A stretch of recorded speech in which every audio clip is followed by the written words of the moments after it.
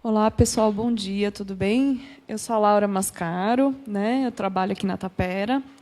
E agora nós estamos, já desde o início do semestre, né, promovendo alguns debates na área do direito, com relação a temas contemporâneos também e relevantes aqui para o Brasil, né? A Tapera Taperá é uma associação sem fins lucrativos, né? Nós funcionamos como uma livraria, biblioteca e espaço cultural. Nós fornecemos cursos também. Depois, se vocês quiserem dar uma olhada nos cursos, na nossa página tem coisas muito interessantes, né? E promovemos aqui os debates. Também nós aceitamos doações, porque, obviamente, como todas essas associações, a gente depende de vocês para sobreviver, né? E também isso está através do site, e os livros estão aí disponíveis, tá, para venda. Bom, hoje a gente vai dar início aqui ao debate sobre direito e poder com o professor Ari Solon e com o professor Rogério Bastos Arantes, né? Bom, eu vou colocar primeiro uma questão inicial, que já estava até na nossa apresentação, né? Que, na antiguidade, né, pré-filosófica, digamos assim, o direito ele era a própria condição para a política, né? A Hannah Arendt descreve o direito como um fenômeno pré-político, sendo que a feitura das leis ela não era algo da política, era justamente algo que garantia a estabilidade da polis, né, das estruturas da polis, para que a política fosse possível. E daí isso se transformou ao longo do tempo. Então, agora, nossos debatedores aqui vão dar conta aí desse recado de contar para a gente em que situação o direito, como se ocorreu essa transformação, em que situação o direito se encontra hoje em relação ao poder, né? Como essa relação, se é conflituosa, harmoniosa. Então, vamos ver. Vou passar a primeira palavra, então, para o professor Ari Solon. Bom, eu sou professor da São Francisco, de Filosofia do Direito. Fico feliz que tem alunos meus aqui e não alunos. Os alunos meus sabem que eu sou um pouco antiquário, então eu não vou sair da antiguidade, eu vou ficar no século VII a.C. e vou falar sobre a questão do direito e poder na literatura, na obra de Hesíodo, chamado O Trabalho e os Dias. Tem uma passagem de Hesíodo onde ele trata da questão se o direito é poder ou se o poder é direito. Ele usa uma fábula e ele começa a fábula dizendo: esta fábula será perfeitamente inteligível aos reis, que era a classe dominante daquela época. Um falcão, ele leva com as suas garras um rouxinol e voa com ele e aperta ele nas suas garras. O rouxinol ele procura escapar das garras do falcão e chora por piedade. Aí o falcão diz o seguinte: mas por que você está reclamando, criatura horrível? Disse o falcão. Você está à minha mercê, do mais forte, do mais poderoso, e você tem que aceitar que onde eu te levar, apesar de toda a sua arte encantar, tudo o que eu quiser eu vou fazer com você. Eu posso devorá-lo na janta e você não vai escapar. Assim falou o falcão, mostrando-se o mais forte, seguro da sua vitória. E, com certeza, o rouxinol iria sofrer dos seus tormentos. E aqui nós temos, então, uma lição que não é a lição de Hesíodo, mas, numa primeira medida, parece que é isso, que o direito, o poder está acima do direito. O direito é o poder dos mais fortes. Mas, afinal, como nós vimos em Hannah Arendt, isso não pode ser a mensagem da antiguidade, porque Hesíodo vivia na época, não da época heróica de Ilíada e da Odisseia de Homero, em que havia realmente o reino dos basileus, que eram mais fortes, Agamenon, que fizeram a guerra de Troia. Ele já vivia na época da cidade, da polis, e começava a formar uma organização política democrática. Mas havia conflitos sociais nessa cidade. E aqui é um caso jurídico clássico. O que ele está tentando narrar com o trabalho e os dias? Ele teve um litígio judicial, que é a sua especialidade, mas espero que seja mais atual que a minha. O meu caso é do Fórum de Atenas de 750 a.C., em que o irmão ele corrompeu os juízes para ter uma porção maior na herança. E Hesíodo ele protesta contra o abuso do irmão e dos juízes corruptos. Mas como é que ele protesta contando uma fábula que a moral parece ser justamente a mensagem, o direito dos mais fortes? Aí, para tentar mostrar que o direito não é o poder dos mais fortes, mas é uma organização política democrática, se costuma procurar linhas de linhas depois a mensagem dessa fábula. E eu acreditava que era isso, tanto que eu usei nos meus livros isso como sendo a mensagem da fábula. 30 linhas depois vem aquilo que está ligado ao que eu falei. Ó Perses é o irmão de Hesíodo. Dê ouvido à justiça. Justiça é a Dike. A Dike é a deusa da justiça da polis democrática. A Dike ela substitui a Temis, que era a deusa dos reis heróicos, os basileus que fizeram a guerra de Troia, e que era a deusa aristocrática, a deusa mais antiga. Então, Hesíodo está invocando uma deusa que substituiu a Temis. É muito interessante, porque ele até, no livro anterior dele, que é a Teogonia, ele mudou a genealogia dos deuses, porque não tinha Dike. Aí Dike passa a ser a filha de Temis, porque ele precisa criar uma deusa nova que não seja a deusa dos proprietários de terra aristocráticos. Ele quer uma deusa dessa polis democrática, né, que encanta Anari. Ó Perses, dê ouvido à justiça e não causa hubris, não causa orgulho, porque o orgulho é ruim para os mortais. E a justiça chora por causa disso. E depois tem uma famosa frase sobre o que é justiça, onde parece estar ligado a essa moral. Quando Hesíodo fala a justiça, a moral dos animais é que um devora o outro, né? Quer dizer, o falcão devora o roxinol, mas a Dike dos homens não é esta. Então, que lindo, né? O direito não é a lei dos mais fortes, mas a gente vive pulando séculos e séculos. Hoje em dia, a gente vê que o direito parece ser realmente o discurso do falcão, né? Que aprisiona o roxinol. Será que Hesíodo era tão ingênuo e não via que o direito, sociologicamente, é a lei dos mais fortes? E parece que Hesíodo era menos tolo do que eu lia. Porque, de fato, se você fizer uma análise literária, não faz sentido você dizer que a moral da história está 30 linhas depois. Ele fazia uma fábula amoral. Isso tem onde na história, onde as pessoas ensinam virtudes democráticas com fábulas sem uma moral. Aí vocês vão ficar chocados em Maquiavel. Porque Maquiavel não é maquiavélico. Maquiavel era um teórico da Roma republicana, das virtudes republicanas.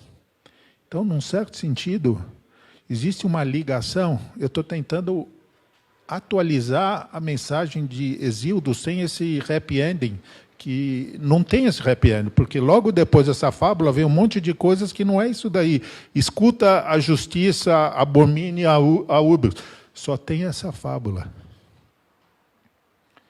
Ou seja, as pessoas... A gente não precisa cair no conto dos conservadores de que o direito não tem nada a ver com o poder. As pessoas que viviam numa polis democrática sabiam da realidade, sabiam o que é a relação entre direito e poder na antiguidade. Assim como Maquiavel também sabia, ele nunca foi maquiavélico e nunca falou que os fins justificam meios. Quer dizer, quem usa Maquiavel para tentar justificar a perversão do direito não conhece Maquiavel. Outro exemplo contemporâneo de Hesíodo. Nós temos, século VII a.C., nós temos vários relatos bíblicos que foram escritos no século VII a.C. E tem um muito parecido, que é a narrativa de Davi, quando o profeta Natan chega para Davi, que mandou o general Urias para a guerra e ficou com a mulher dele. Aí o profeta não chega para Davi e fala, olha, você praticou adultério. Não, ele fala, eu vou te contar uma história, uma fábula. Se você tem como que chama, que cuida de ovelhas? Um pastor, e ele tem suas ovelhas, e vai o rei e pega a única ovelha, a mais querida dele. O que você faz com esse pastor? Aí o Davi fala, eu mato essa pessoa que pegou a ovelha do pastor. E aí fica por isso mesmo. Ele não conta a moral da história. Ou seja, e a gente sabe que o Davi era um serial killer. Quer dizer, havia uma realidade de poder ligada ao direito. O que eu quero dizer com relação a isso? É que os antigos eles tinham uma compreensão realista da relação entre direito e poder. Eles não tinham uma compreensão idealista. Eles sabiam que o poder não está fora do direito. Ainda assim, nós falamos que o direito não é o poder do mais forte. Mas eles não eram tolos para a realidade cruenta do poder. E é isso que a gente tem que aprender com os antigos. Porque muitas vezes a gente se surpreende e vê no século XXI que os Estados Unidos caem numa barbárie, o Brasil segue e cai na barbárie, e vários países do mundo caem na barbárie, e a gente achava que a gente estava imune a tudo isso. A lição da antiguidade é que a gente não pode ser tolo, não pode ter sem a noção do poder como o uso coercitivo em desfavor dos oprimidos. E Hesíodo, ele defendia a justiça dos oprimidos, que eram vítimas dos juízes corruptos, que, como ele, foram impedidos de ter a sua herança do seu pai.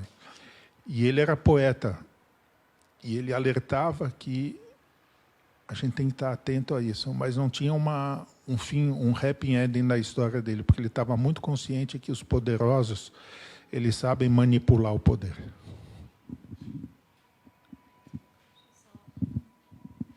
Muito obrigada, Ari. Bom, depois a gente também vai continuar discutindo. Só fazer uma pequena observação que eu lembrei.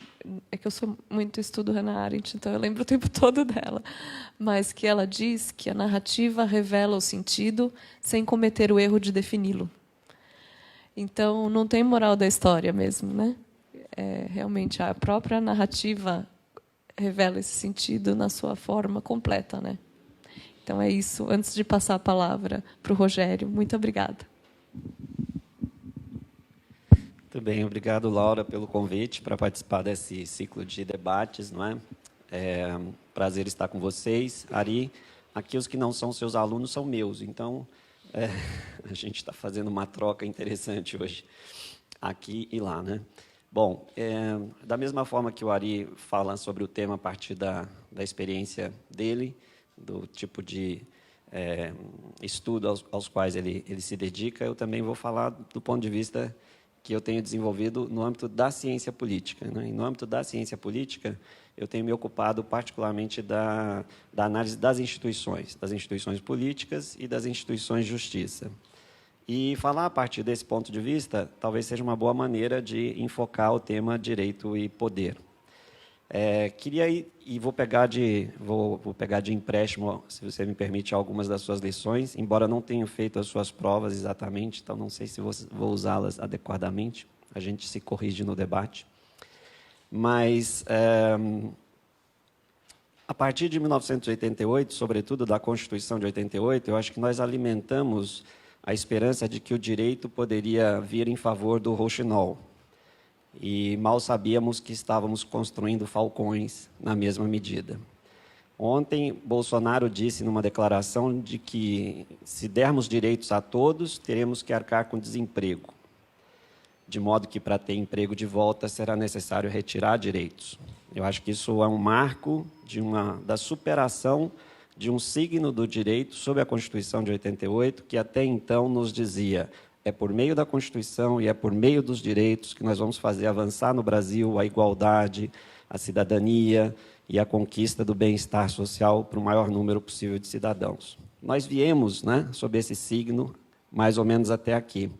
E a escolha desse presidente em particular parece marcar definitivamente uma ruptura desse discurso, dessa linguagem, dessa narrativa, e não sabemos exatamente o que vai ser colocado no lugar, e se os falcões agora efetivamente vão passar a dominar o mundo do direito, das instituições e, sobretudo, da cidadania e da sociedade brasileira. Mas o que eu preparei, Laura, para falar, do ponto de vista da ciência política, é oferecer a vocês uma visão mais didática, e se eu me alongar muito, você corta o meu tempo e a gente abre para o debate, sobre as relações entre direito e política, da modernidade para cá, e aí dando um grande salto em relação ao que o Ari fez, mas esperando complementar a visão que ele já nos introduziu, e pensar a política democrática na democracia contemporânea a partir de 3 dimensões fundamentais, nas quais eu acho que as relações entre direito e poder, ou direito e política, são particularmente evidentes. A primeira dimensão é a dimensão macroconstitucional, ou seja, de como a Constituição se relaciona com a democracia e com o poder político exercido em bases democráticas. A segunda dimensão diz respeito ao que os governos democráticos fazem no seu dia a dia, e que nós podemos resumir na expressão políticas públicas, ações governamentais com vistas à promoção de políticas públicas. E, em terceiro lugar, diz respeito aos próprios agentes da política democrática, se quiserem, os políticos. Nessas 3 dimensões é possível observar a relação entre direito e política de uma maneira bastante especial. Diferentemente do que nós vivemos nesses últimos anos, que é a ideia de que o direito pode servir a direitos e ao avanço da cidadania, historicamente, nas origens da democracia contemporânea, o direito entrou muito mais como chave de controle do poder político do que propriamente de propiciador de direitos. Então, é na chave do controle do poder político que eu gostaria de brevemente examinar essas 3 dimensões com vocês. Então, pensando em direito como forma de controlar o poder político, na democracia contemporânea, a coisa começa, salvo engano, com a Convenção de Filadélfia e a elaboração da Constituição norte-americana, em 1787. Ali, os convencionais mobilizaram todo o arsenal liberal de ideias e de mecanismos voltados ao controle do poder político, e eles que tinham em mente construir um governo popular de bases democráticas, acharam por bem casar as duas coisas, de modo a trazer do liberalismo, do constitucionalismo e do direito ideias e instrumentos com vistas a controlar o poder político. E evitar, nesse sentido, que é um tema clássico na literatura, não é? A tirania da maioria. Então, basicamente, o que eles fazem ali é montar um sistema em que a Constituição serviria como uma regra básica e fundamental com vistas ao controle do exercício do poder político, e o curioso é, mesmo que exercido em bases democráticas. Ou seja, não basta confiar o poder ao povo, né? É preciso introduzir mecanismos de controle do exercício do poder, mesmo quando ele está sendo exercido em bases democráticas, dado o receio da tirania da maioria. E como é que você faz com que uma Constituição seja efetiva em relação ao poder político? Você precisa de mecanismos de enforcement da Constituição. Primeiro, torná-la um texto mais difícil de mudar do que são os textos legais infraconstitucionais. Essa é uma primeira medida. A segunda é colocar uma instituição fora do parlamento responsável por controlar a constitucionalidade das leis produzidas por esse parlamento. Então, no caso americano, se entregou ao Poder Judiciário essa tarefa. Não é? Bom, o primeiro a perceber e analisar isso com muita clareza foi o Tocqueville, no início do século XIX, percebendo a jogada norte-americana de ter casado constitucionalismo com democracia e entregue aos juízes o poder de controlar a democracia. Diz o Tocqueville, não é, que nos Estados Unidos o principal antídoto contra a democracia é o poder político que o judiciário tem de controlar os atos normativos do legislativo e do executivo. Disse ele, inclusive, que era uma classe aristocrática nova no seio da República que teria essa tarefa. Juristas, com pouco apreço pelo povo, um grande gosto pela ordem, pelos hábitos e costumes mais conservadores, e que ali, então, teriam a tarefa nobre de salvaguardar a democracia dos riscos que ela corre, sobretudo quando nas mãos diretas e conduzidas pelo povo. Bom, então essa é a primeira dimensão. A segunda, para não tomar muito tempo, vamos direto para o Brasil, que é disso que se trata, né?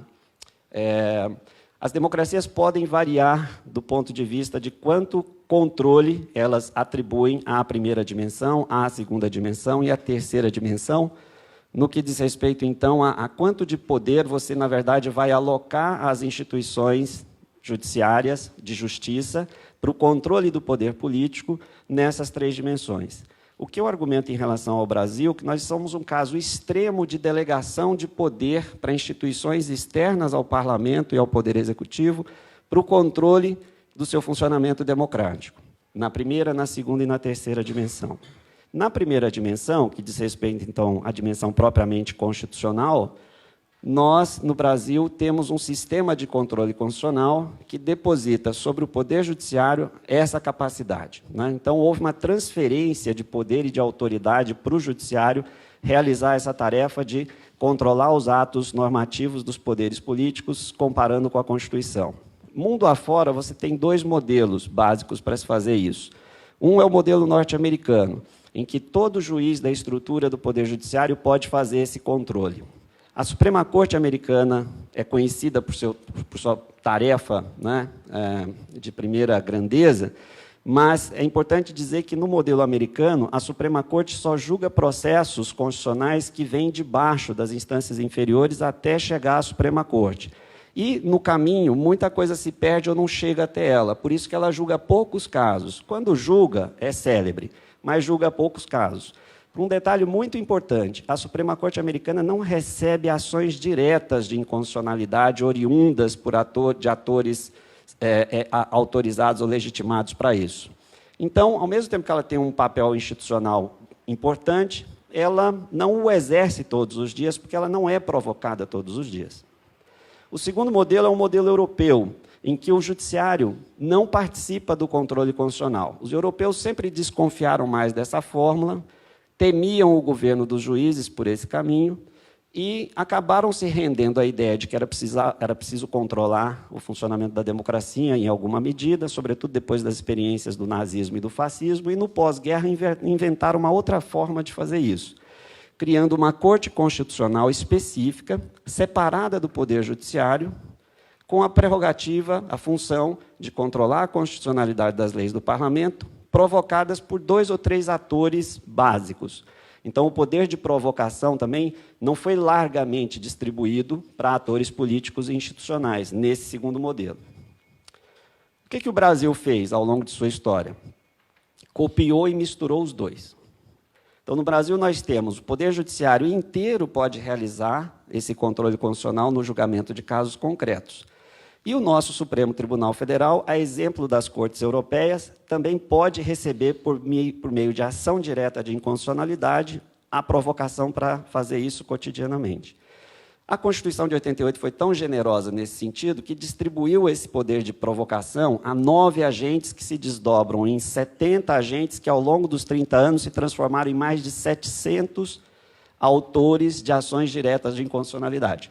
Se você for na corte alemã, que é um paradigma na área de controle constitucional, você vai encontrar 3, 4 dezenas, no máximo, de 45 para cá.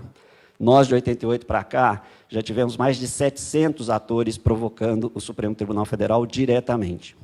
Então, nessa primeira dimensão do controle constitucional, nós temos um sistema que distribuiu essa possibilidade, não é, de agir contra o poder político e as suas decisões, a sua produção legislativa, numa escala internacionalmente incomparável. E é isso que faz com que nós tenhamos no Brasil o fenômeno muito conhecido da judicialização da política. Não é? Não há questão relevante que não passe pelo Poder Judiciário e, especialmente, pela Suprema Corte. Não é? Bom, a segunda dimensão, que é a dimensão do que os governos fazem. Eles fazem políticas públicas. No Brasil também, o nosso desenho institucional propicia que as políticas públicas sejam questionadas nos tribunais cotidianamente. Basta ela ter um pouco de relevância e haverá uma forma de judicializá-la. Também graças à Constituição de 88 e, sobretudo, nesse campo, graças ao desenvolvimento entre nós da noção de direitos difusos e coletivos, que são direitos, em tese, da sociedade, direitos que estão no âmbito da sociedade, não propriamente dos indivíduos, mas de grupos e de coletividades, que não só foram reconhecidos juridicamente a partir dos anos 80, e tiveram como marco a própria Constituição, mas que foram delegados, de certo modo, a sua proteção a uma instituição do próprio Estado, chamada Ministério Público. Nós teríamos que programar só uma sessão para discutir o Ministério Público brasileiro e o seu papel na democracia brasileira. Né? Mas aqui vai, então, uma pincelada rápida sobre isso. Então, o Ministério Público, que, embora seja uma instituição do Estado, ela se diz representante da sociedade e tutela a sociedade brasileira no campo dos direitos difusos e coletivos, que envolvem, em grande medida, os serviços de relevância pública em todas as áreas, saúde, educação, habitação, segurança e etc., não é? Estão normatizados de uma tal maneira no Brasil que é possível, sempre que governantes adotam políticas públicas nessas áreas, que elas sejam questionadas judicialmente, mais pelo próprio Ministério Público do que por atores da sociedade civil, por meio de um instrumento poderosíssimo, que é a criação brasileira, uma das nossas jabuticabas, só existe aqui, não existe em outros lugares, que é a ação civil pública. Né? Terceira dimensão, o controle dos políticos. Né? Já falei do controle da constitucionalidade das leis, do controle das políticas públicas, agora vamos falar do controle dos políticos. Também nós temos uma engenharia muito sofisticada do ponto de vista do controle da classe política brasileira. Não é? Nós temos a possibilidade de ações de improbidade administrativa contra governantes, não é? Também uma invenção nossa, o conceito de improbidade administrativa, que nos anos 90 foi muito utilizado pelo Ministério Público, principalmente os estaduais, porque, por meio da ação de improbidade, você não precisa contar com o inquérito policial, você investiga o político, o governante, por meio de inquérito civil.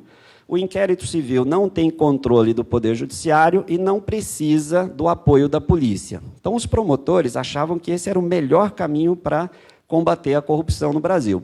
E investiram nessa modalidade durante 10 ou 15 anos. A outra vantagem é que, por meio de inquérito civil e ação de improbidade, você escapa do chamado foro privilegiado. Você pode processar qualquer político em primeira instância, não é? E a ação não fica controlada nas mãos do chefe do Ministério Público, o procurador-geral, como é no caso de combater a corrupção na chave do crime comum. Né? Muito bem, essa estratégia que era dominante nos anos 90 acabou se revelando muito improdutiva, porque você pode processar na primeira instância, mas o político recorre para a segunda e recorre para a terceira. Veja o caso do Paulo Maluf, por exemplo. Ele foi um dos políticos mais processados por ação civil pública. E as suas condenações demoraram mais de 20 anos para acontecer, só recentemente é que ele teve condenações efetivas sobre isso. Para voltar para a chave da corrupção como crime comum e poder perseguir as autoridades e processá-las na chave criminal, era necessário um passo importante, que era o desenvolvimento de uma boa capacidade de investigação policial, não é, mais efetiva, que fosse capaz de oferecer ao Ministério Público provas e evidências mais fortes para seguir adiante com a ação penal de combate à corrupção. E isso passou a ocorrer no Brasil a partir dos anos 2000, com a reestruturação da Polícia Federal, no nível federal, obra dos governos petistas, não é? E o Ministério Público Federal passa a ter, finalmente, um grande aliado na seara policial para formar as tais forças-tarefas de investigação e combate ao crime organizado e à corrupção em particular. Então, o que nós assistimos, eu estou tentando ser breve nas minhas explicações, a gente pode detalhar isso melhor depois. O que aconteceu nos anos 2000 foi que aquela trinca de atores do sistema de justiça, que é juiz, promotor e policial, não é? Que antes mais desconfiavam das relações entre si, que mais questionavam o que um fazia para que o outro pudesse usar e, finalmente, um terceiro poder julgar, a partir da reestruturação do trabalho da Polícia Federal, que recupera o prestígio do inquérito policial e passa a oferecer provas e evidências mais consistentes para o crime. O Ministério Público, que àquela altura já era muito proativo, não é? Na tentativa de controlar a classe política. E a figura de um novo juiz, de um juiz Falcão, não de um juiz Rouxinol, se você me permite, Ari, essa trinca passa a operar em novas bases, mais eficiente na investigação e na persecução penal, e com um detalhe muito importante, esse juiz deixa de ser o juiz de direito preocupado com as garantias de liberdade, de defesa, e observa no trabalho da polícia e do promotor o que há de errado para poder, inclusive, julgar nessas bases, conferindo ao processo judicial o equilíbrio necessário, e passa a atuar como um coordenador do processo, inclusive se antecipando a passos dos demais atores, no sentido de evitar que eles errem ao longo do caminho e o negócio termine em nulidade lá na frente. Então, esse juiz novo que aparece, sobretudo na Operação Lava Jato, é um juiz que coordena o processo criminal, ao invés de se colocar na posição de um juiz que vai simplesmente julgar o que lhe é trazido em mesa, não é? E isso mudou a face do direito penal aplicado ao andar de cima, como a gente tem observado. Então, para a gente concluir e partir para o debate, nós temos no Brasil, em comparação internacional com outros países, uma transferência de autoridade e de poder para as instituições judiciais, não só o Poder Judiciário, mas também, sobretudo, o Ministério Público, mais recentemente a Polícia Federal, de controle sobre o poder político, de controle sobre os agentes da administração pública e de controle sobre a produção normativa do Estado democrático de direito brasileiro, maciça e massiva, nessas três dimensões. Por isso, nós vivemos sob a égide do direito, nós vivemos sob a égide das suas instituições e, em grande medida, do governo, não do governo das leis, para também entrar num debate clássico, e, mais especificamente, talvez não sob o governo dos homens, baseado apenas na virtude, não é? Mas o que eu costumo brincar no Facebook, de governo dos homens de leis. Não é nem o governo do Estado de Direito, por um lado, mas também não é o governo dos homens virtuosos, de outro. É o governo daqueles que se acham virtuosos, quando aplicam a lei, e tem mudado, nesse sentido, a face da democracia brasileira e nos trouxeram até aqui para essa encruzilhada em que hoje, curiosamente, não é? O quanto foi feito sob a chave, sob os signos, sob a égide do direito como um mecanismo que poderia nos levar à verdadeira democracia, nos trouxe até aqui. E acho que é sobre isso que a gente tem que debater hoje, não é, Laura? Muito obrigado.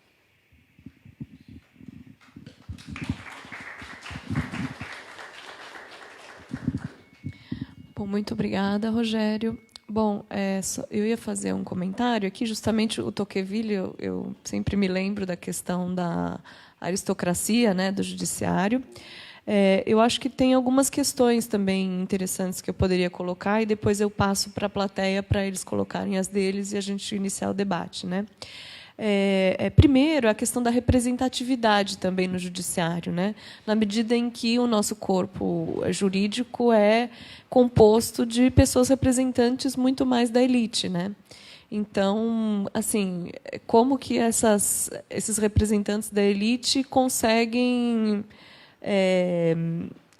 se colocar no lugar daqueles que eles estão julgando, se eles estão tão destacados, né, dessa realidade, enfim, das minorias e etc. Em segundo lugar, eu me lembro de um texto que eu li da Ingeborg Maus, que é frankfurtiana, né, em que ela justamente fala, e quando eu leio esse texto, eu lembro muito do Sérgio Moro, né, do papel que ele assumiu no julgamento da Lava Jato, né, que com a dissolução, digamos assim, do núcleo familiar e a ampliação disso para a sociedade, né, dos papéis que esse núcleo familiar desempenhava, o judiciário e o juiz, especificamente, acabou assumindo a figura paterna, né? E nesse sentido, ela critica muito o Dworkin, inclusive, que fala: bom, mas quem é justamente esse juiz que vai dizer o que é a moral, né? E ele assume esse papel e seria um papel completamente inadequado, né? Então, agora eu vou abrir aqui para a nossa plateia. Quem tiver perguntas, comentários, pode. Obrigado. Queria fazer uma pergunta, principalmente para o professor Rogério, que estou conhecendo hoje. A oposição do professor Ari eu já conheço, mas aproveito pela provocação. Só do nome do evento Direito e Poder, eu já estava com a expectativa de o discurso levar para esse tensionamento do deslocamento, né, do legislativo para o judiciário. Quando fala de judicialização da política, a outra face, eu, apesar de não ser jurista, quando estudei bastante sobre esse tema, é o ativismo judicial. A gente parece que está se surpreendendo muito com o fenômeno Moro, com coisas, vamos dizer assim, com os novos posicionamentos do STF, quando, se a gente olhar 10 anos para trás, a gente vê que já estava tudo lá, né? Eu sempre gosto de pensar no Barroso, ele apresentar a atividade jurisdicional como uma vanguarda iluminista, né? Que vanguarda, que iluminismo esse sem representatividade, sem o poder do voto. Eu sei que o professor Ari sempre considerou, do ponto de vista da hermenêutica, uma posição conservadora, essa de que o juiz não deve produzir direito, né? Eu queria saber, então, da parte do professor Ari, se ainda professa essa fé, e a opinião do professor Rogério sobre o problema do ativismo, se talvez o conservadorismo de não querer que os juízes produzam e se tornem gestores, já que a gente falou de literatura, como Alice, né? Cortem a cabeça antes de instrução processual, antes de tudo, se não teria sido bom esse conservadorismo para evitar essa superdelegação de poder. Eu ainda professo a fé de que o juiz ele tem que ter uma hermenêutica criativa. Mas no Brasil as coisas são deturpadas. Eu acho que o ativismo judicial que nós temos aqui é uma mercadoria fraudada. Inclusive, o discurso do Barroso não é aquilo que eu espero dessa hermenêutica criativa do juiz. Veja-se o exemplo concreto do Moro, que pode dizer o mau uso da judicialização da política. Mas agora ele assume o Ministério da Justiça e ele diz que ele está fazendo, como na Itália, uma transição de juiz para o Poder Executivo. Só que na Itália, e é isso que ficou claro pelos modelos, quem fez essa transição tinha um nome, a nomenclatura de juiz, mas ele era membro do Ministério Público, né? Então, o Moro já age como membro do Ministério Público, ele não age como um juiz imparcial. A imparcialidade, a independência, tem que ser uma característica do juiz. Ele é criativo, mas ele tem que ser independente e ele tem que ser imparcial. O exemplo que eu tenho é o próprio Kelsen, que criou esse monstrengo europeu, que é as cortes constitucionais europeias. Onde o juiz ele não apenas julga em grau de recurso, mas ele pode criar uma nova norma via legislação negativa quando provocado numa a DIN. Isso daí é errado? Não, eu acho que isso daí é uma chance de democratização mesmo da política. Porque a política não é só a política via voto eleitoral. O judiciário também é um foro político. Então, eu acho que não existe essa separação de poderes formal de que falava Montesquieu. A gente tem que ver que o juiz também cria poder, que é um órgão de poder, mas ele é independente, ele não deve ser subordinado, ele não deve querer fazer uma carreira partidária e política como esse juiz fazia desde da primeira instância. Ele já não agia como juiz, ele já agia como o parquet, como um órgão do Ministério Público. Então, eu continuo sendo a favor da atividade da hermenêutica. Aliás, eu acho que a tragédia brasileira é que a gente vai entrar num governo em que o poder executivo é totalitário, mas, como você falou, e não é o Barroso que preparou isso, toda a cultura jurídica já está preparada para um governo de poder executivo totalitário. Quer dizer, quem poderia oferecer resistência? Ninguém. Agora, a Carmen Lúcia fala que ela lamenta o conservador. Mas o que ela fez em termos de atividade de criação judicial para mostrar que a nossa norma fundamental de 88 é uma norma de justiça social? O que eles fizeram? Alguma vez eles mostraram que a República Democrática está acima do que eles julgaram com base no Vademecum lá no STF? E o próprio Barroso, que é o porta-voz de uma vanguarda, ele também era um normativista. Ninguém mostrou, como Kelsen, que, em última instância, você tem que sempre aplicar a norma fundamental. E só na norma fundamental pode mudar o poder executivo, mas é aquela de Ulisses Guimarães, de 31 de dezembro de 1988, que implantou na República Brasileira um regime de justiça social. Você não pode mudar o poder executivo e esquecer da norma fundamental. Mas se o próprio judiciário nunca julgou de acordo com a norma fundamental, sempre usava casuisticamente, falava, o Barroso fazia coisas, profissões de fé em uma criatividade jurídica que ele nunca conseguiu fazer, porque ele sempre pensava de uma maneira advocatícia. Então, eu acho que ainda falta a sua hermenêutica gadameriana, que infelizmente não se semeou na cultura jurídica brasileira, né?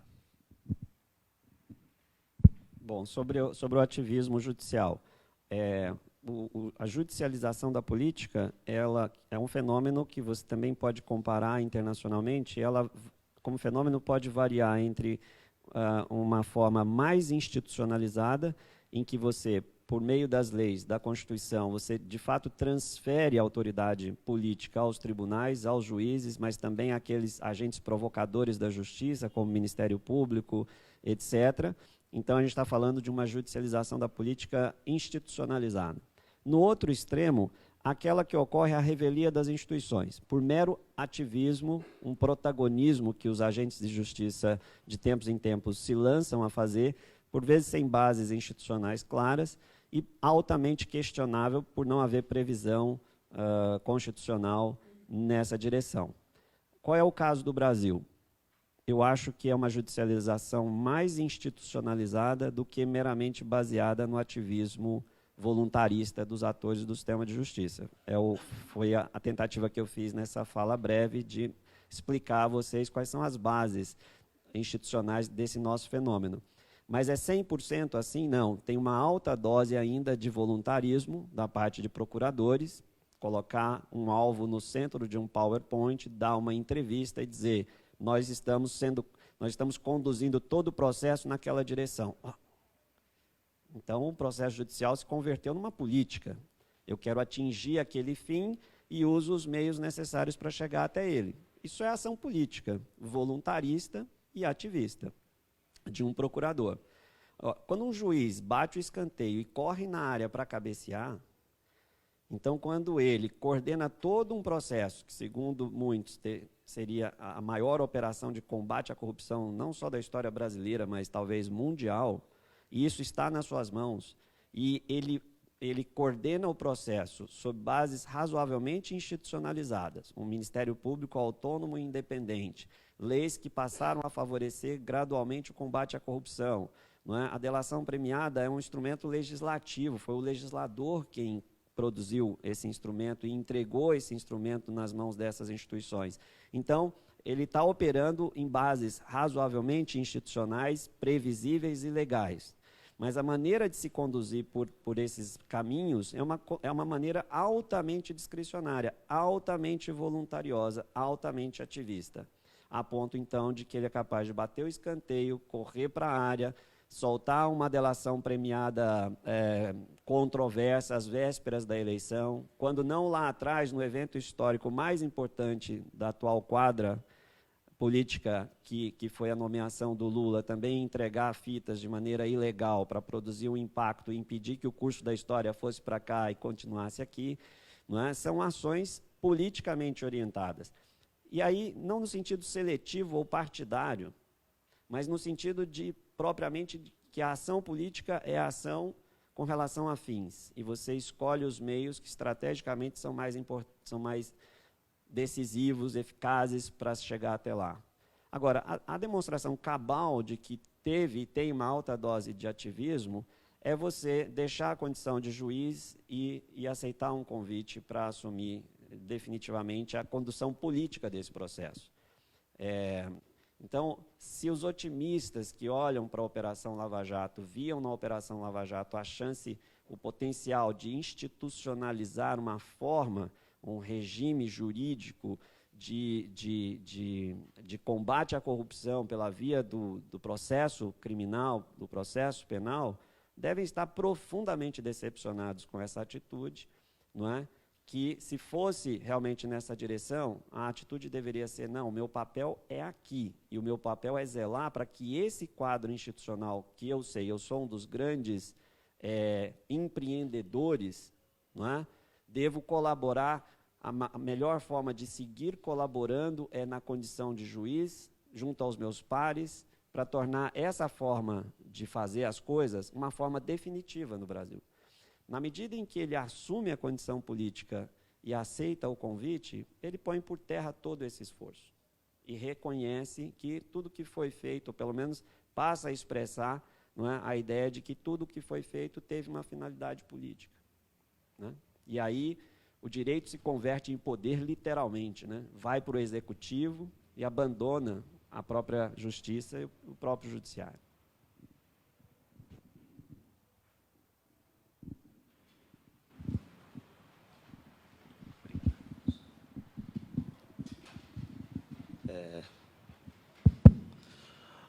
Bom dia.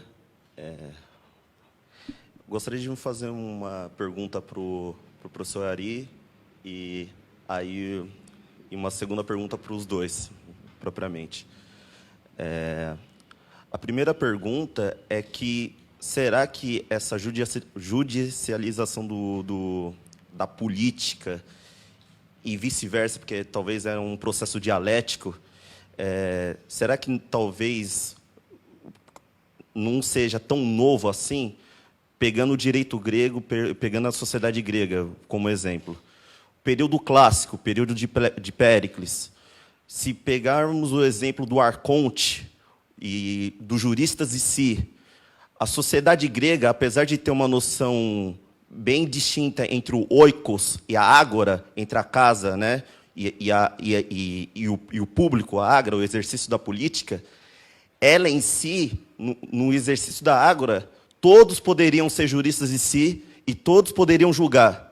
Tanto que, na sociedade grega, julgou o homem mais justo de Atenas, né, perante o oráculo de Delfos, Sócrates. Então, uma sociedade que é tida como justa, julgou o homem mais justo, ao ostracismo, logo à morte. Enfim, então, eu queria saber se isso não é uma visão romântica do iluminismo, que esse processo do judiciário sempre foi político ao longo da história. E não só a sociedade grega, por exemplo, também podemos pegar o feudalismo, os reis taumaturgos, né? Os reis das monarquias também fabricavam e também exerciam as próprias leis. Então, eu acho que talvez pegar o exemplo da Grécia e pensar que o monopólio do jurista sempre foi um monopólio também político. Essa seria a primeira pergunta. E a outra pergunta, que é pautado mais na educação. Eu sou professor e eu pensei muito como a nossa educação fundamental e também do ensino médio, ela não foi, apesar da LDB, ela não foi uma educação voltada, por exemplo, como a paideia grega, ela não foi uma educação voltada para a democracia. Quando nós pegamos, na prática, o exercício de ensino da democracia, fica muito pautado na história, no universo grego, e um pouco do século V e do século IV, do universo grego, e depois, brevemente, o período de redemocratização. Mas fala-se mais da ditadura do que do período de redemocratização. E talvez no fundamental e no médio não temos esse caráter democrático em si, esse valor democrático, justamente porque não sabemos o que é democracia, principalmente no ensino público. E talvez isso, e aí voltando para as políticas públicas, você ter direito a cotas nas universidades públicas e você ter uma abrangência maior justamente do Poder Judiciário poderia mudar essa trajetória da democracia. Enfim, eu queria saber se a educação, vocês como professores, também poderia ser um alicerce para fundamentar um novo espírito democrático, como era o exemplo da paideia grega. Enfim, essas duas perguntas. O começo da história é a democracia grega, mas o fim da história é quando Napoleão passa na frente da janela de Hegel e entrega os direitos humanos para a Europa. O mundo grego, ela teve os princípios iniciais, os arcanos, mas esses princípios, como a gente vê em Antígona, geraram tragédias. E a superação dialética disso se dá quando nós temos direitos humanos que não contemplam apenas uma polis holística e uniforme, mas vê a questão da pluralidade e a diversidade democrática. Então, eu sou a favor mais do conceito moderno de democracia, se bem que eu quis mostrar que lá atrás, em Hesíodo, nós já temos o princípio, os rudimentos de uma justiça política democrática, e não a ideia de que o poderoso ele tem primazia sobre aquele que tem o seu direito. Numa leitura literal da fábula, parece que você tem que se resignar e não pode chorar quando você está sendo esmagado pelo poder. Não, nós temos a polis democrática, só que a polis democrática foi superada. E, como diz Hegel, Alexandre o Grande mostrou que não é só uma questão nacional, é uma questão universal. Quando ele se casou com mulheres da Índia, e que isso foi um escândalo para Aristóteles. O grande pensador da política envenenou, não só no filme de Hollywood, mas tem narrativa que ele envenenou Alexandre, porque o conceito de democracia grego é um conceito homogêneo e não contempla os outros povos pagãos e plebeus. Então, você veja que isso foi só o início da história e, dialeticamente, nós chegamos então, temos que fazer a paideia dos direitos humanos. E é isso que nós estamos ameaçados. Quando ontem o Condottieri fala que ele vai censurar o Enem, que não vai poder ter nada pluralista, nada diverso, e só o que o povo conservador pensa, então que está faltando uma paideia de democracia, não de uma democracia homogênea, mas de uma democracia plural e diversa. Olha, o tema da educação é um tema recorrente, né? E por que ele é recorrente? A gente precisa tomar cuidado com os argumentos em torno do tema da educação. Eu gosto muito da leitura do Bendix, Construção Nacional e Cidadania, em que ele mostra que na passagem do feudalismo para o capitalismo, aquilo que antes estruturava as relações de hierarquia entre o servo, né, plebeus e os nobres, que eram as relações de confiança, de reciprocidade, que estabeleciam uma certa pacificação ao mesmo tempo que mantinham a hierarquia, por várias razões, esse tipo de relação ela é improdutiva para o desenvolvimento do capitalismo, ela precisa ser superada. O que ele mostra é que no lugar se colocou a educação como aquilo que os trabalhadores precisam obter para se tornarem pessoas aptas à classe de cima.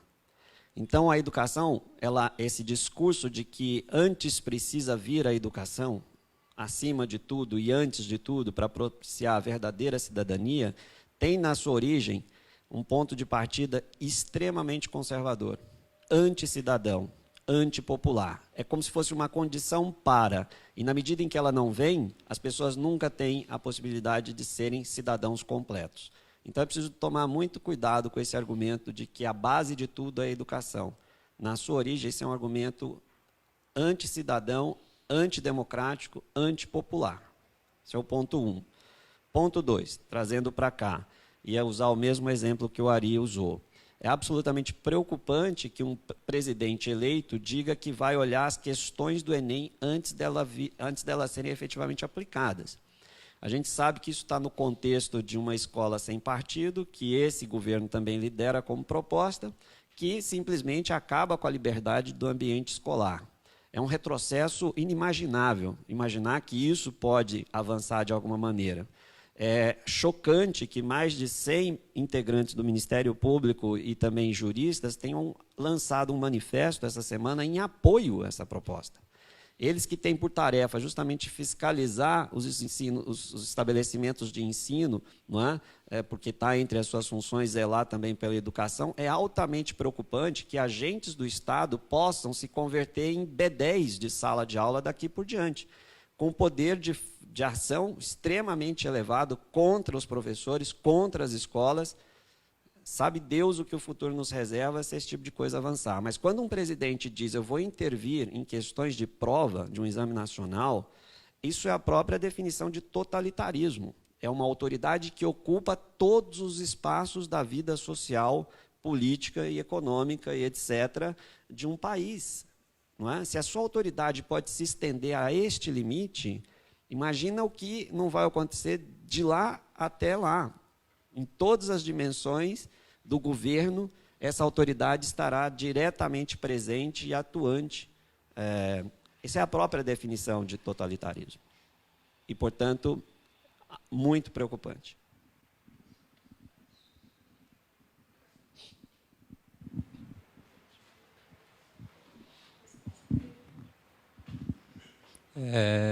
Bom dia, professores. Eu gostaria de fazer uma pergunta para o professor Arantes, do por que ele acha que está ocorrendo essa movimentação dos juízes para o campo partidário em si, tanto com a nomeação do Moro para o Ministério da Justiça e sua eventual aceitação, como também, eu acredito importante lembrar, o papel do Joaquim Barbosa no Mensalão e, posteriormente, recentemente, sua filiação ao PSB, sua ventilação, sua candidatura para a presidência. E uma coisa que eu acho muito interessante é os juízes, recentemente, principalmente os juízes mais destaque, utilizarem redes sociais, como o Facebook e o Twitter, para expressarem opiniões e, cotidianamente, comentarem a política do país. Queria saber se tem alguma opinião sobre o porquê está correndo esse movimento dos juízes saírem mesmo do campo do judiciário, que propicia a eles uma certa proteção pelo véu de imparcialidade da opinião, para realmente o campo partidário político.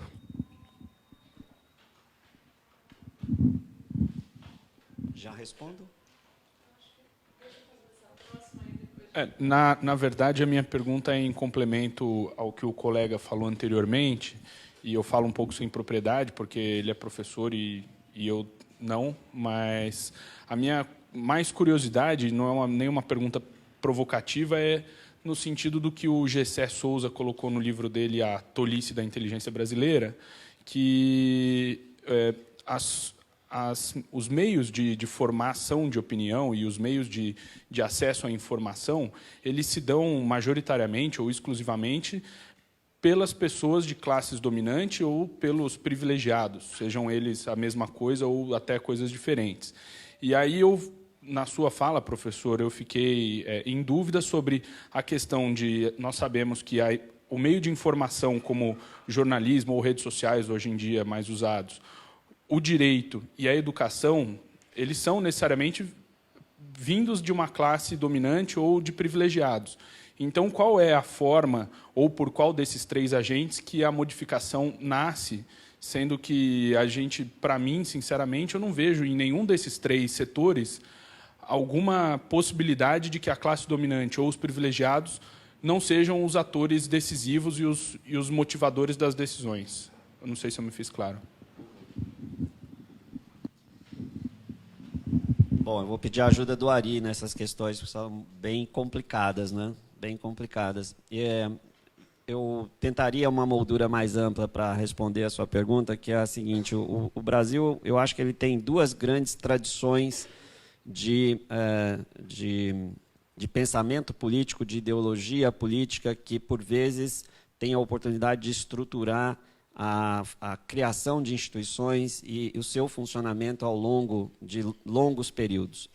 De um lado, uma tradição propriamente liberal-democrática, que esteve presente em todos os momentos de ruptura, na proclamação da República, em 1930, com Getúlio, mais adiante, em 1945 e em 1988. Quando essa tradição, esse agrupamento, não é, tem a chance de imprimir a sua marca sobre as instituições, ela procura sempre investir em fragmentação do poder, dispersão do poder, formas de intervir sobre o poder majoritário e de controlar o seu exercício, atribuindo funções ao Poder Judiciário, investindo no Ministério Público, desenvolvendo formas de controle da classe política, numa chave liberal, basicamente. A segunda tradição é autoritária, às vezes de cunho modernizante. Nossos autoritários têm essa pretensão de modernizar o país mais do que os regimes democráticos liberais têm sido capazes de fazer. Então, eles ascendem ao poder em 30, centralizam o Estado e procuram conduzir as coisas nessa direção. Eles retomam o poder em 64, também sob um discurso de modernização autoritária, e se valem da lei para atingir seus objetivos, não é? O governo militar brasileiro manteve em funcionamento durante boa parte do período o Congresso, o Supremo Tribunal Federal, as instituições típicas da democracia continuam funcionando nesses regimes, porque essa modernização autoritária se apoia também nessas instituições e usa a lei para alcançar os seus objetivos. É um autoritarismo legal, ou uma legalidade autoritária, não é? Sobre a qual nós também temos forte tradição. Qual desses 2 está predominando nesse momento? E por que eu faço essa moldura para ir à sua questão? Porque o que se vê no cotidiano do funcionamento dessas instituições e desses atores é que as fronteiras entre a política liberal democrática e a justiça estão tremendamente borradas. E nem é necessário invocar exemplos de juízes que migraram de um lugar para o outro formalmente. Ele não precisa sair, os procuradores não precisam sair da condição de procuradores para fazerem política, eles fazem política o tempo todo. Juízes não precisam deixar de ser juízes para continuar agindo politicamente, porque uma boa parte deles tem feito isso. Então, as fronteiras entre a justiça e a política, entre o direito e o poder político, estão tremendamente borradas. Agora, o que esses atores do sistema de justiça parecem trazer como ideologia que os move? A primeira ou a segunda?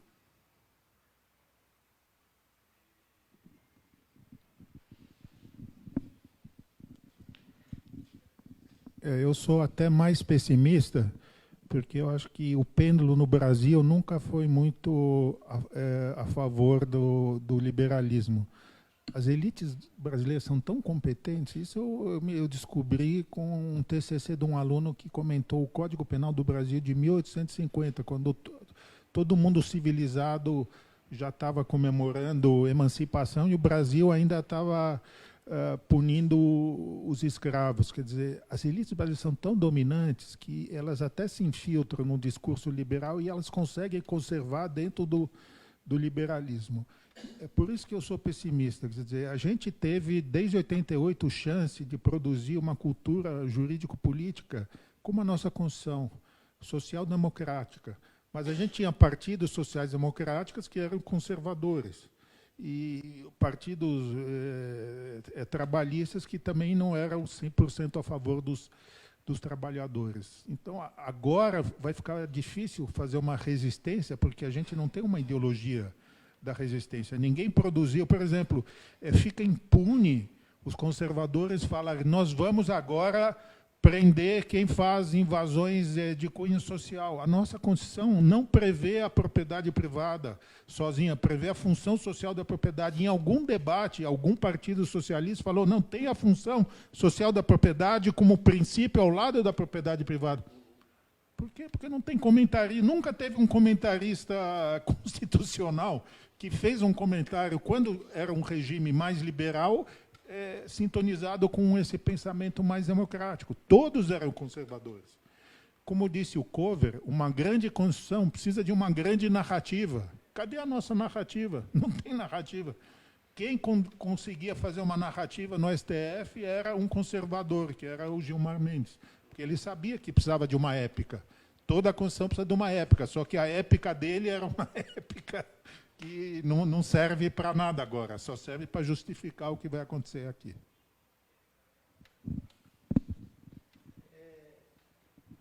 Com relação à Constituição de 88, se falou muito na campanha, né? Estava no projeto do Haddad, em outros projetos, que era uma nova Constituinte exclusiva.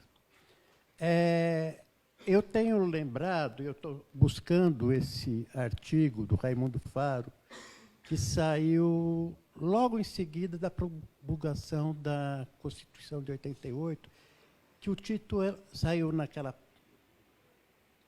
página 3 da Folha, que o título era Espera por Mais Outra. Né? Eu tenho tentado buscar, e eu vou buscar para entender o que ele falava lá. A minha pergunta, em relação a todo esse estrangulamento, qual é a possibilidade dessa nossa Constituição de 88 transpor isso, ou se vai haver a necessidade de uma nova Constituição? Essa é a minha pergunta. Eu já falei publicamente, eu acho que a nossa Constituição de 88 é excelente. Não há necessidade de uma nova Assembleia Nacional Constituinte. O que precisa é que vocês, alunos, ajudem a criar uma cultura de reinterpretação dessa Constituição de acordo com a sua norma origem, que é uma norma origem que tem lá em cima princípios como a função social da propriedade, a valorização do trabalho e os direitos humanos. Porque os juristas, os meus colegas professores, não valorizavam esses princípios democráticos. Como disse Ehring, o povo romano era um grande povo, não porque era o povo da lei, é porque era o povo do direito. Então não adianta ter as leis, a gente tem que ter o direito que interpreta as leis de maneira democrática. E eu acho que a nossa Constituição ela é suficientemente democrática. Só que precisamos entendê-las, compreendê-las, aplicá-las de maneira democrática. Bom, você sabe que a ciência política já desacralizou a Constituição e tem estudado as Constituições de uma forma bastante empírica, né? Um trio de colegas nos Estados Unidos fizeram um censo sobre todas as Constituições existentes desde a americana até 2005. E o que esse censo mostrou é que as Constituições, embora elas sejam feitas para durar para sempre, né, elas duram, na média, ou na mediana, 19 anos. Então, a nossa já tem 30. Já ultrapassamos esse limiar em que, em geral, as Constituições desaparecem. Então, aquele modelo americano de uma Constituição duradoura por mais de séculos, né, ela é um modelo que não cabe, na verdade, ela tem pouco a ver com a realidade das Constituições contemporâneas. Aí você pergunta, o que vai acontecer com a nossa, que já tem, então, toda essa idade, ultrapassou esse limite. eles mostram nesse estudo também que as constituições tendem a durar mais quanto mais fáceis elas são de serem emendadas. Isso permite que a atualização do texto se dê ao longo do tempo, sem a necessidade de uma ruptura constitucional para substituir uma carta por outra. E, em termos comparativos, a regra de emendamento no Brasil ela é relativamente fácil, o que facilita os atores políticos atualizarem o texto mais do que partirem para uma empreitada de substituição completa. Não por outra razão, mas também pelo fato de que a Constituição de 88 ela tem uma peculiaridade que ela encerra muitas políticas públicas, não é? E os governos, quando assumem, precisam mudar essas políticas, e aí eles têm que operar no marco constitucional, com uma regra de emendamento relativamente fácil, todos eles fizeram isso com bastante frequência. Fernando Henrique fez para implementar a sua agenda, Lula fez para implementar a sua agenda, Dilma também fez. Resta saber se Bolsonaro vai fazê-lo. Se tem algum respeito por essas regras, então terá que fazê-lo também.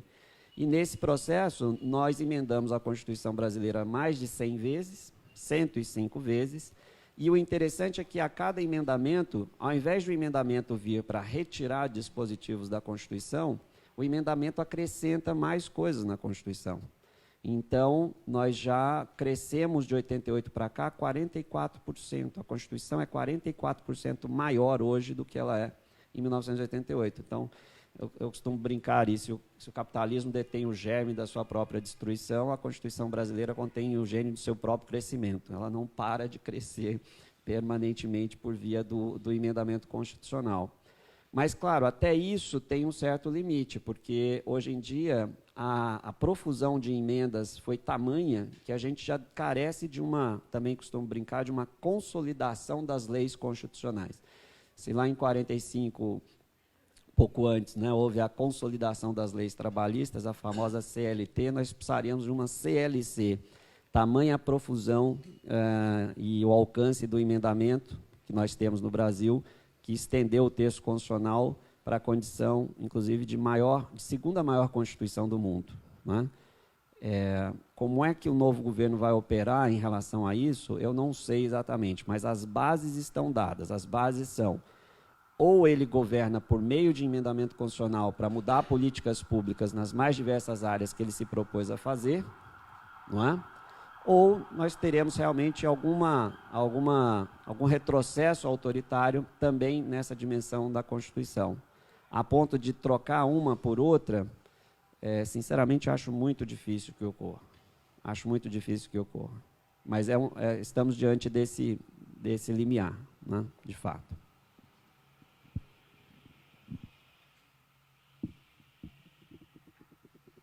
Bom, eu só vou colocar mais uma questão, aí depois, se surgir mais alguma, vocês me avisam, tá?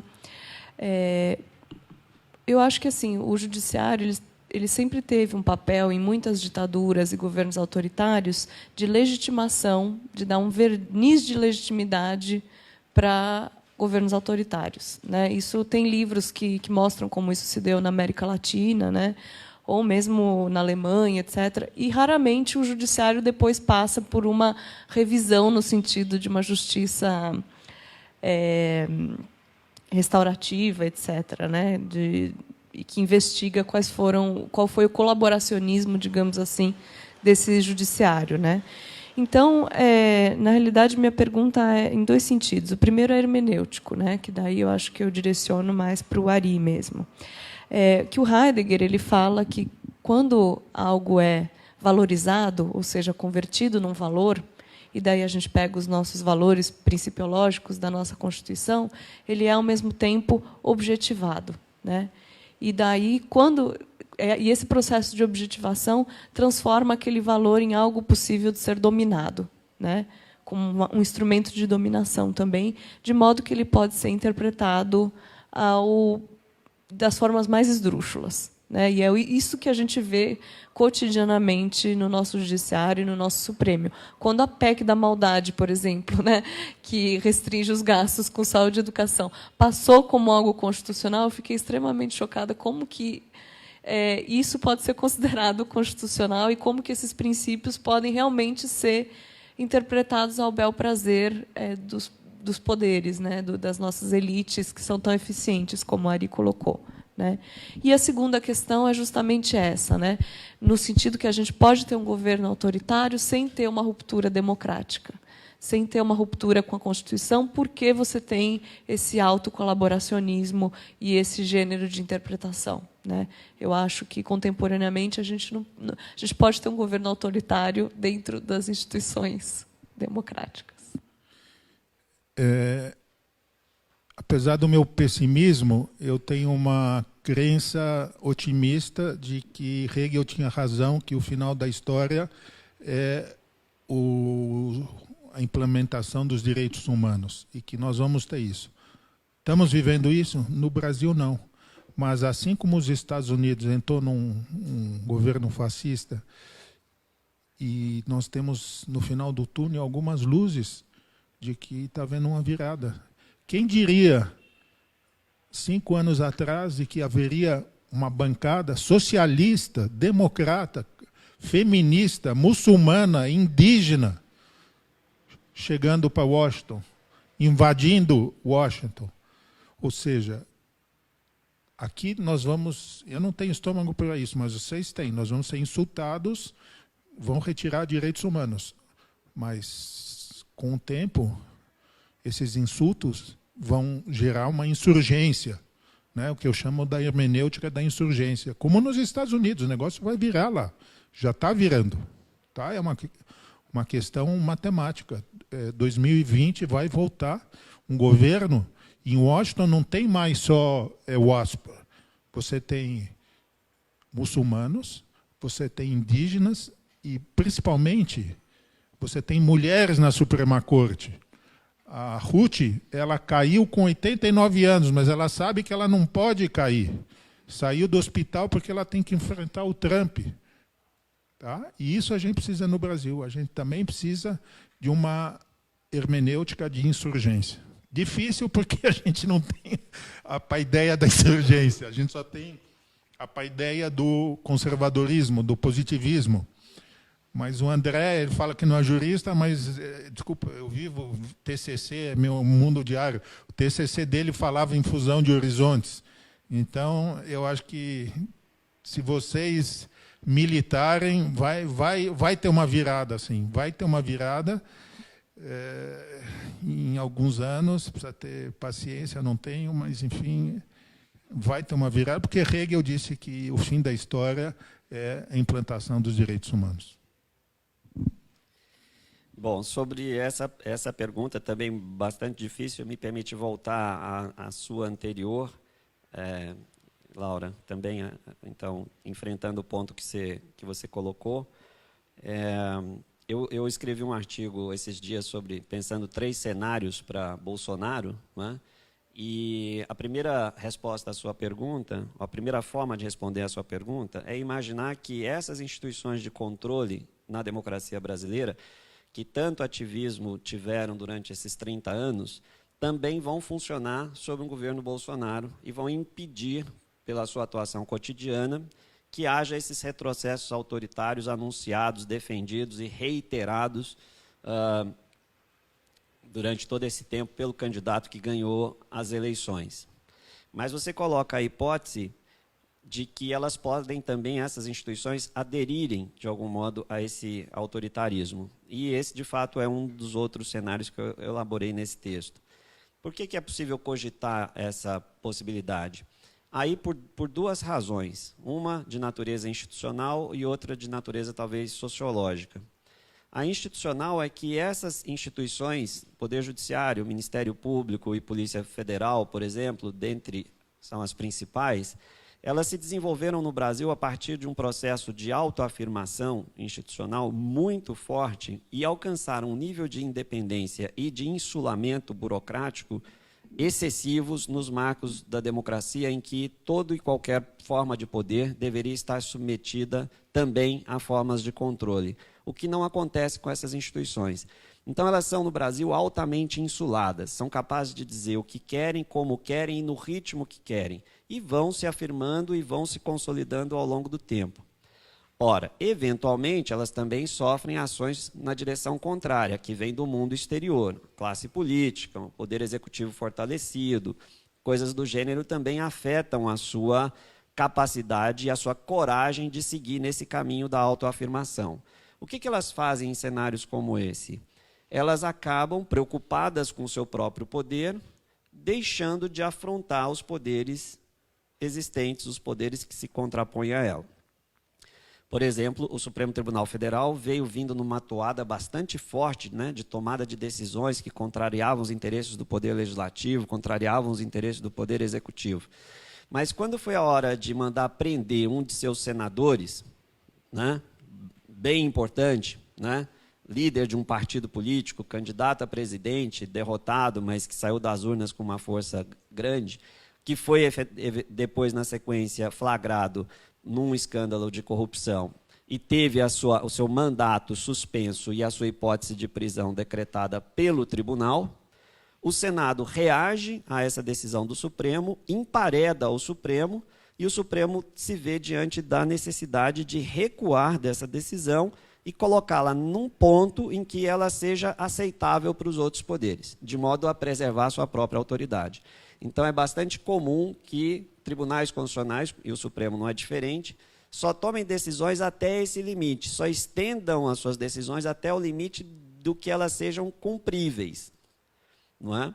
Então, o tribunal já decide antecipando, não é, a vontade do ator sobre o qual a decisão vai cair.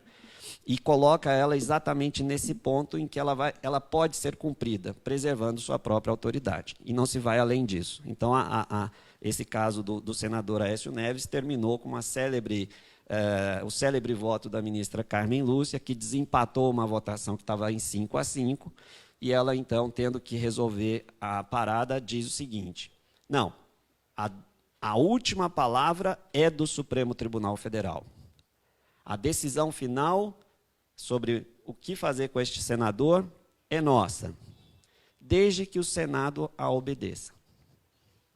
Então, foi assim que ela terminou o seu voto, né? Reivindicando o poder da última palavra, mas automaticamente, depois da vírgula, deixando a discricionariedade da decisão ao próprio Senado, que foi da direção contrária às expectativas de todos. Então, enfim, me perdi na resposta. Eu estava dizendo que é possível que as instituições funcionem como controle também sobre esse novo governo. Porém, há, por razões institucionais, essa tendência, essa necessidade de autopreservação, que pode levar a uma adesão a certas práticas autoritárias para evitar a própria perda de poder e de condição que essas instituições acumularam ao longo do tempo. Elas acumularam pela via do insulamento. Não tivesse sido esse o caminho, se fossem instituições accountable em relação à sociedade, aos outros poderes, e tivessem crescido numa forma de equilíbrio maior, talvez isso não acontecesse. Já fossem instituições moderadas pelo equilíbrio institucional que nós não soubemos construir no Brasil. Não é? Então, a sua força opera assim, opera por força em momentos em que ela se considera em momentos em que ela considera que é possível avançar nas suas próprias prerrogativas e acumular mais poderes, e recuos estratégicos, aconteça o que acontecer na sociedade, no mundo da política, o que tiver em jogo importa menos, porque a própria sobrevivência vale mais como critério de ação. Não é? A segunda razão, e aí volta a sua pergunta, eu acho que é sociológica. Eu não acho que essas instituições hoje estejam nas mãos da classe política sociologicamente dominante, que é, em geral, a classe economicamente dominante. É um pouco mais complicado do que isso e talvez pior do que isso.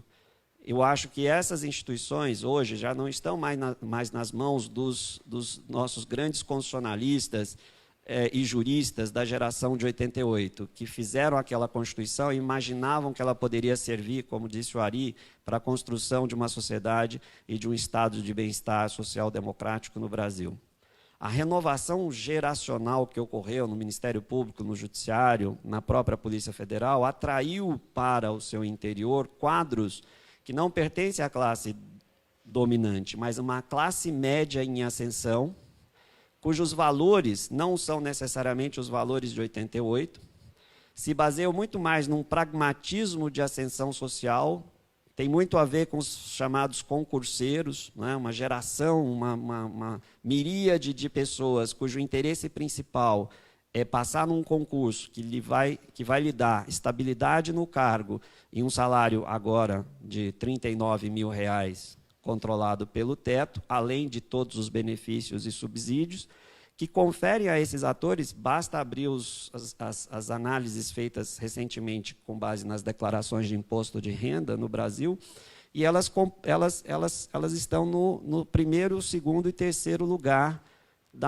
de maior renda, né, de trabalhadores de maior renda no país. São as carreiras jurídicas, não são médicos, não são engenheiros, advogados, aparecem um pouco mais embaixo, mas são juízes, promotores, procuradores, pertencentes a essas carreiras de Estado.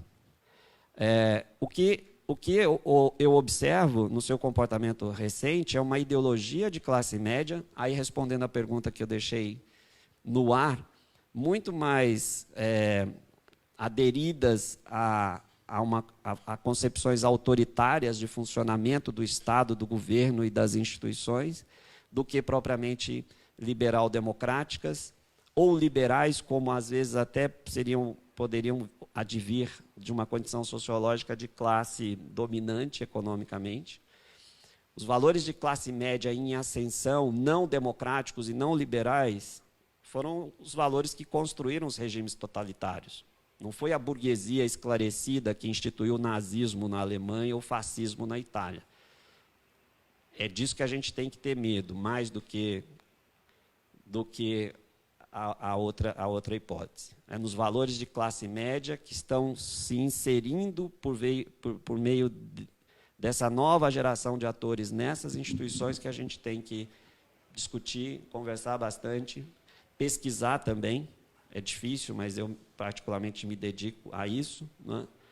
a entender a cabeça e o conjunto de valores que passa a mobilizar esses atores a ponto de assinarem um manifesto defendendo a escola sem partido. Bem, eu vou passar aqui a palavra para o Ari, depois a gente já vai encerrando, porque depois nós temos outro evento aí. É rápido, é apenas dizer que poucas razões para ficar feliz. Eu já falei que Hegel nos ensina que podemos ter esperança, mas Heidegger também. Heidegger, que apesar de professar o ateísmo e ter uma visão bastante crua da natureza humana, dizia que um dos existenciários essenciais do ser é a Sorge. E eu não vou repetir fábulas para você, eu comecei com fábulas, mas a fábula da cura. Ou seja, a essência da natureza humana é o cuidado do outro. Então, a gente pode ter poder executivo lá em cima, um novo presidente brutal, ministros brutais, mas os 60 milhões que votaram dele, eles são pessoas que têm Sorge, que têm cuidado, e não vão se emular na brutalidade do poder. Que bom, Ari. Muito obrigada. Me consola a sua fala. Então, gente, olha, eu queria agradecer a presença de todos. Muito obrigada. O que vocês assinaram, vocês vão receber o nosso mailing específico do direito, tá? Dos eventos de direito daqui. E queria muitíssimo agradecer a presença dos professores. Gostei muito do debate. Muito obrigada, viu? E tenham um bom fim de semana aí pela frente.